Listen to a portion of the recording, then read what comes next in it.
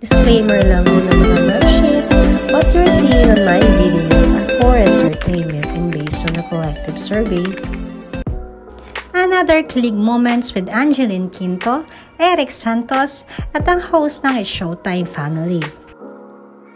Sobrang saya naman ang host ng It's Showtime. Madami nga ang nakamiss kay Angeline at Eric Santos na makasama sa nasabing show. Dagdagan pa nga ng kakulitan ni Meme Vice Ganda, marami ang nagsasabi na sana'y maging permanent horado na itong si Angeline Quinto sa tawag ng tanghalan sa It's Showtime. Iba din daw kasi talaga ang saya, kulitan at syempre ang kiligan pag andyan sina Eric Santos at Angeline Quinto.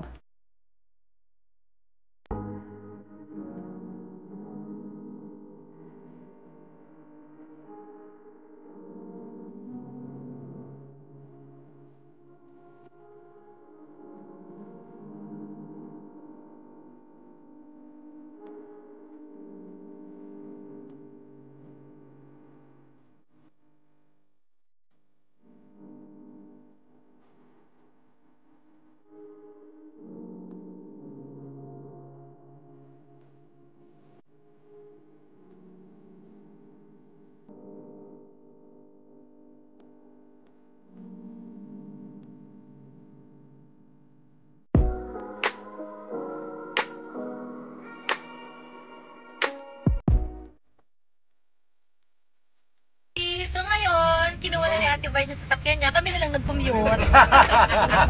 Kami naman yung pinag-commute niya ngayon, Day. Oh, laisip bakla. Nakakaloka ka, Ate Vice, ha? Iwan tayo.